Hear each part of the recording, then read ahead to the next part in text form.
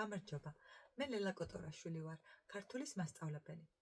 ამ ვიდეოში უნდა გაგაცნოთ თანამედროვე ქართველი ავტორის თია ლუმაძის წიგნი მე ქეთო და კოტე, რომელიც გამოსცა გამომცემლობა დიოგენემ სულ ახლახანს. მცირეტანიანი რომანი გვიამბობს მოზარდი გოგოს ელენეს ცხოვრების შესახებ. ელენე პირველ პირში, ელენე არის მთხრობელი და პირველ პირში მონათხრობი კიდევ უფრო უადვილებს მკითხველს, რომ ის პრობლემები, რომლებიც ამ წიგნში არის აღწერილი, უფრო მეტად გაითავისოს, უფრო მეტად განიცადოს. ელენეს რთული ბავშვობა აქვს, მამა მის დაბადებამდე გარდაცვლილა, ზრდის ბებია, დედა ემიგრაციაშია და იმისთვის, რომ დედა ემიგრაციაში წასულიყო, პატარა ქალაქში გაიდის ბინას დედა, წამოიწყებს მცირე ბიზნესს, რომელიც არ გაამართლებს, ამის გამო მქონებას დაკარგავენ და ქირით მოუწევთ ცხოვრება. ბოლო 1 წელია ელენეს დედისგან არაფერი არ ისმის, რის გამოც ბებია ძალიან ნერვიულობს და საავადმყოფოში აღმოჩნდება. რა ვუყოთ ბავშვის მის კითხვა და ელენეს შეიფარებენ მეზობლები, ქეთო და კოტე, ცოლ-ქმარი და აქედან იწყება უკვე მისი ცხოვრების ახალი ეტაპი. ამ ელენეს რთული ცხოვრების გამო და ამ სტრესის გამო აქვს ძლიერი შიში, რომ არ დაბრუნდება დედა, ბებიის დაკარგვის ეშინია და ეს წიგნი გვაცნობს თუ როგორი რთული არის, როდესაც ბავშვები ცხოვრობენ რთულ გარემოში, რთულ სოციალურ გარემოში. სოციალური პრობლემები, ემიგრაცია, კეთილი ადამიანები, სკოლის ცხოვრება, მეგობრების შეძენა, სწავლა-განათლების როლი, ჩვენი ქვეყნის ისტორია და ადამიანები, რომლებიც ამ ისტორიის ნაწილნი არიან, მუზეუმად ქცეული სახლი, ცხოვრების სირთულებთან გამკლავება. ძალიან ბევრი თემა არის გაშლილი ამ პატარა წიგნში და რაც მთავარია, მთხრობის სტილი არის სრულიად გამორჩეული და მშვენიერი. როდესაც ეს წიგნი დავასრულე, ისეთ ამაღლებულ განწყობაზე დავდექი, ასე მეგონა მთებს გადავდგამდი, არ ვიცი, ყველა და ყველაფერი მიყვარდა და ეს განწყობა გაყვება მკითხველს. მინდა რომ ძალიან ბევრმა მოზარდმა წაიკითხოს, მასწავლებელმა, მშობელმა, მოქალაქეებმა და რათა დავფიქრდნენ, რომ როგორი რთული შეიძლება იყოს ბავშვების ცხოვრება, როდესაც მათი მშობლები არიან ემიგრაციაში, რას განიცდიან, როგორი მენტალური პრობლემები ექმნებათ. ელენე პირველ პირში, როგორც ვახსენე, პირველ პირში გვიამბობს თავის თავგადასავალს და რთულია ყოველთვის სიუჟეტზე საუბარი, თუმცა აუცილებლად უნდა მოგიყვეთ, მოკლედ, როგორ განსხვავებულ გარემოში აღმოჩნდება ამ თავის მარტოობიდან, უფერული ცხოვრებიდან. ის გაიცნობს ქეთოს და კოტეს, რომლებთაც შვილი არ ჰყავთ და ისეთ მფარველობას გაუწევენ, რომ მე მაგალითად როგორც დედა და მშობელი დავფიქრდი, რომ ვარ კი არა ქეთოს მსგავსი აღმზრდელი. რადგან ისინი მათ უკვე ცხოვრებისეული გამოცდილება და ასაკი, განათლება, სხვანაირი არის სწორი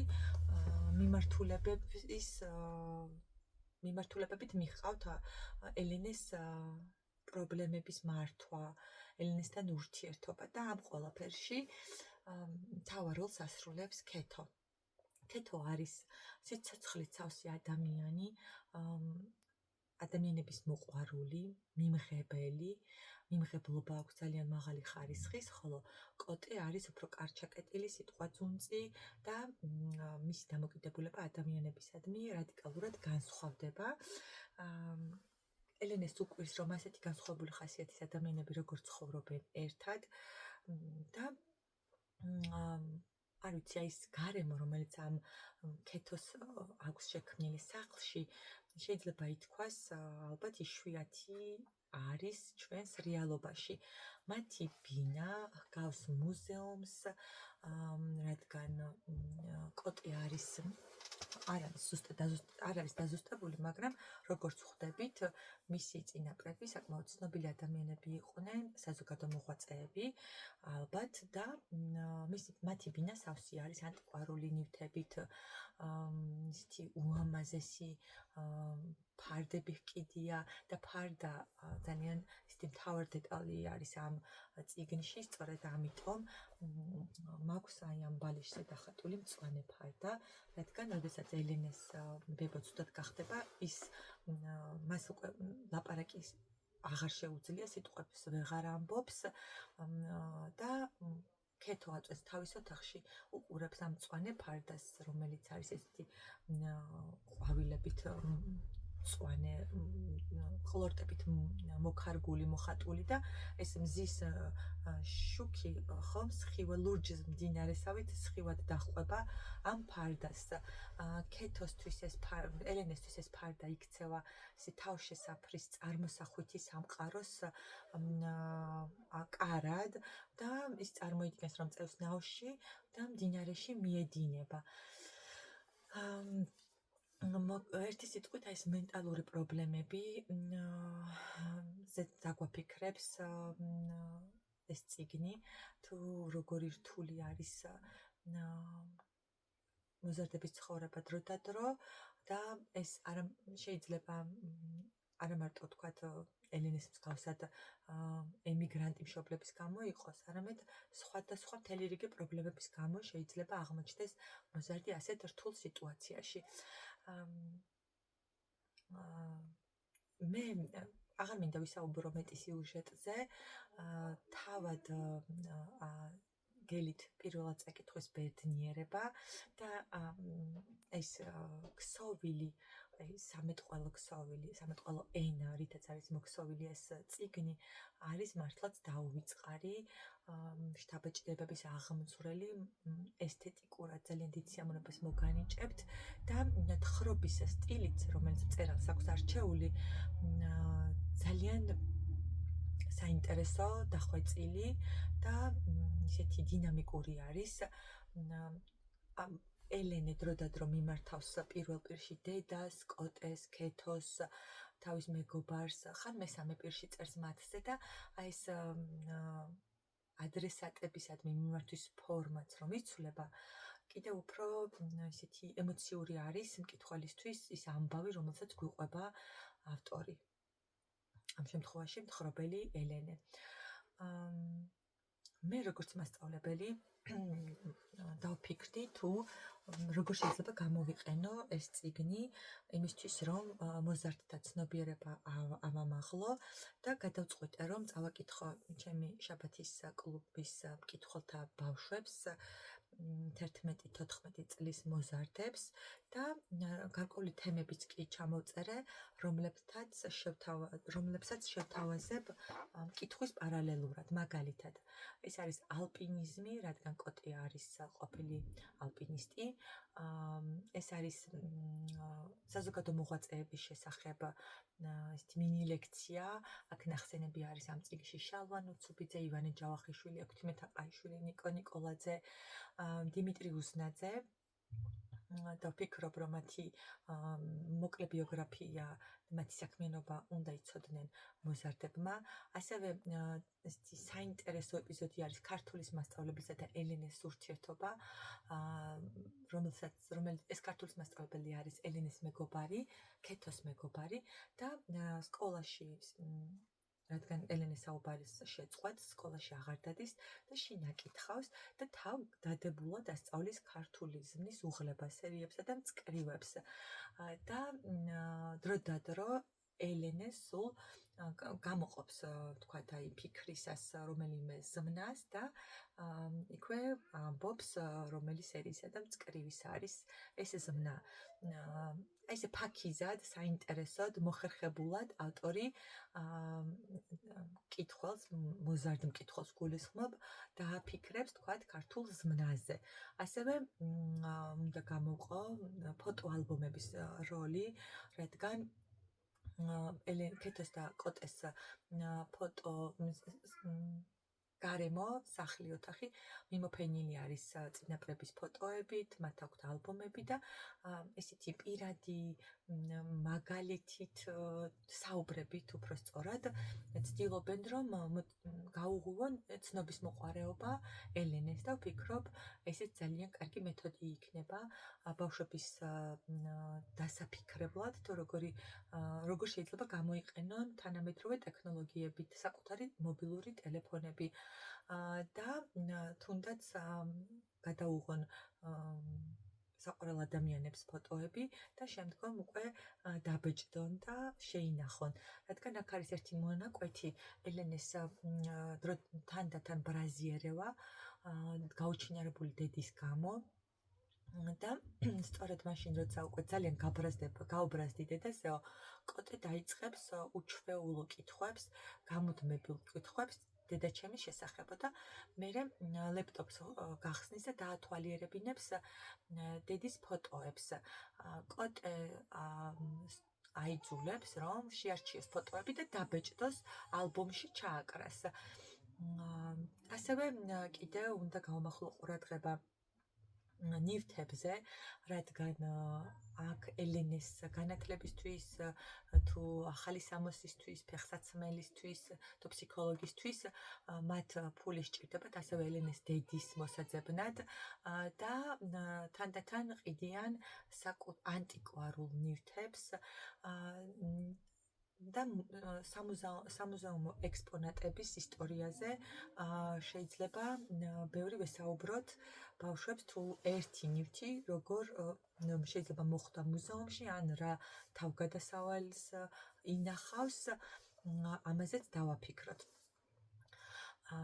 ასევე მინდა ერთი ძალიან მნიშვნელოვანი თემა გამოვყო, კერძოდ ეს არის ადამიანების საქციელისადმი შეფასება. თუ როგორ აფასებს ქეთო ადამიანებს და თუ როგორ აფასებს კოტე და როგორ არიგებენ, როგორ რჩევად არიგებებს აძლევენ ელენეს. კოტე ეუბნება რომ წარმოსახვაში შექმნეს თაროები, სადაც მიუჩენს ადამიანებს, მაგალითად ბოროტებს, მატყუარებს, კეთილებს, ზუნწებს და იმ თაროდან არაფრით არ უნდა ჩამოიღონ ეს ადამიანები. ხოლო ქეთო ეუბნება რომ ადამიანებში უნდა დაინახოს კარგი და არაფრით არ შეიძლება ამ თაროების თემის გავრცობა და როგორ შეიძლება საერთოდ ვინმეს შემოდება თაროზე, რადგან ქეთო თვლის რომ ადამიანები იცვლებიან. საინტერესოა ამის შესახებ თქვენ რას ფიქრობთ? ამაღელვებელი არის სწორედ ქეთოს და კოტეს საქციელი, რადგან ისინი სრულიად ისეთი მათთვის უცნობ და უცხო გოგოს შეიფარებენ. შეიძლება გვიკვირდეს თუ როგორ ენერგიულად ცდილობენ და მთელ თავის ენერგიას ახსრებს მიმართავენ ამ გოგოს მენტალური ჯანმრთელობის გამოსაუმჯობესებლად თუ მისი დედის დასაბრუნებლად თუ არ ვიცი სწავლა-განათლებისადმი როგორ ზრუნავენ, მაგრამ მე მგონია რომ ასეთი ადამიანები არსებობენ ჩვენი ირგვლივ, რომელთათვის ესეთი აი იდეალიზმი შეიძლება ვუწოდოთ ქეთოს აქციელს, ხომ? ცხოვრების წესი არის. და ეს წიგნი მოგანდომებთ რომ სულ ცოტათი მაინც დაემსგავსოთ ქეთოს, კოტეს, რათა ელენეს მსგავსი ბავშვებისთვის რაღაც გავაკეთოთ. არ ვიცი ვის რა შეგვიძლია, მაგრამ ვფიქრობ რომ თითოეულ ჩვენგანს შეგვიძლია რომ ბავშვების ცხოვრება უკეთესი გავხადოთ. კიდევ რაზე მინდოდა გამამახვილებინა ყურადღება, ხო, ასევე ძალიან ბევრი თემა ჩნდება იმისთვის, რომ ბავშვები შევთავაზოთ წერითი აქტივობები. რადგან, როდესაც მე მოზარდებს ვაკითხებ წიგნს, ყოველთვის წერთ ხოლმე და მეც მათთან ერთად ვწერ და ეს წიგნი ამისთვისაც ესეთი ინსპირაციის წყაროდ იქცევა, რადგან პირველ პირში მოგვითხრობს ავტორი და პირველ პირში თხრობა გაუადვილებს ბავშვებს, რომ საკუთარ ცხოვრებაზეც შეძლონ წერა. ელენეს მსგავსად. აქვე არის კიდევ უნდა გაგაცნოთ ერთი უსაყვარლესი პერსონაჟი, სახელად ნინო, ქეთოს ელენეს მეგობარი და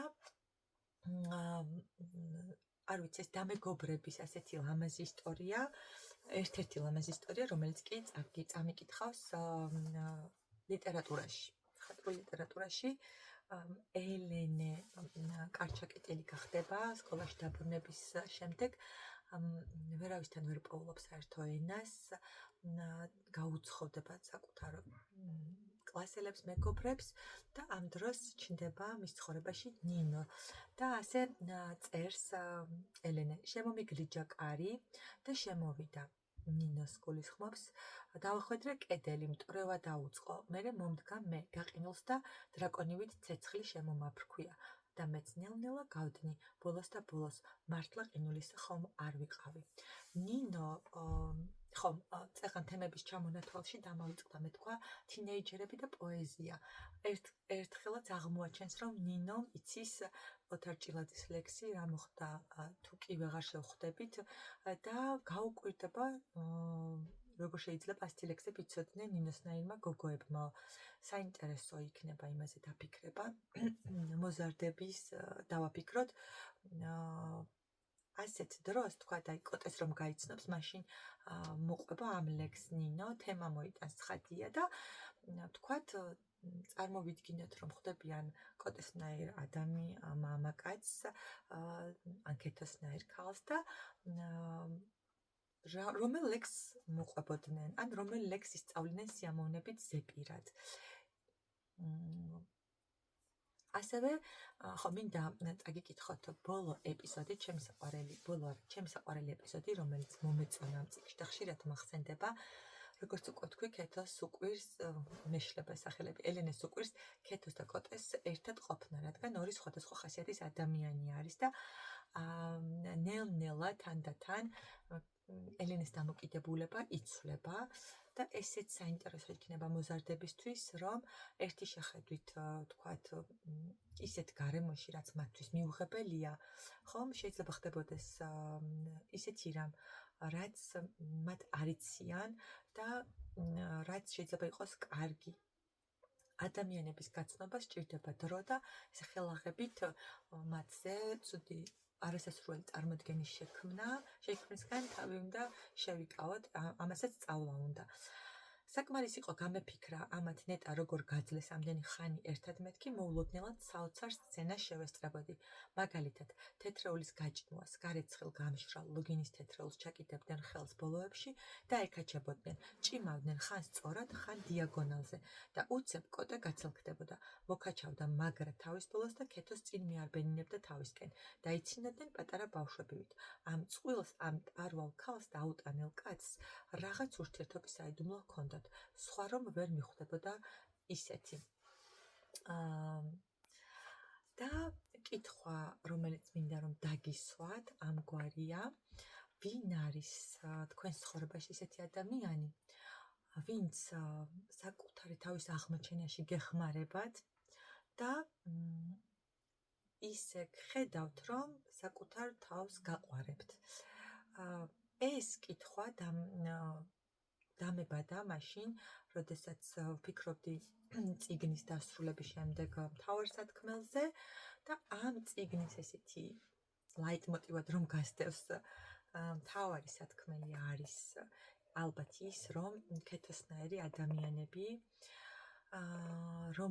რომელთაც შეუძლიათ იმედი მიიტანონ ყველგან, პრობლემებს მარტივად მარტივად ნუ რა გაართვან თავი, პრობლემები მოაგვარონ, არ იყოს მათთვის ესეთი შეუვალი კედელი და იმოქმედონ და საკუთარი თავი შეაყვარონ ადამიანებს. ქეთოს აქვს ეს ძალა და თქვათ აი ეს ემიგრაციის დედისა და შვილის ურთიერთობის გაუცხოების ფონზე თქვათ აქ ჩაგვრაც ჩნდება მეგობრობის ფონზე და მოზარდობის სირთულების ფონად შეიძლება ვთქვათ რომ ეს არის მთავარი რომ ადამიანებისთვის ვიყოთ იმედის მიმტანები და ბალიშის რაც შეეხება ბალიშის წარწერას თურმე როგორი ბედნიერი შეიძლება იყოს ყოველდღიურობა აი ესე ფიქრობს ბოლოს ელენე და დანარჩენი უკვე თქვენ ის გელით თქვენ აღმოაჩინეთ ის ყოველივე რაც ამ წიგნში არის აღწერილი ძალიან კარგად შთამბეჭდავად და მშვენივრად. დიდი მადლობა ავტორს, დიდი მადლობა გამომცემლობა დიოგენეს და მადლობა თქვენ მოსმენისთვის. მომავალ წიგნამდე გემშვიდობებით.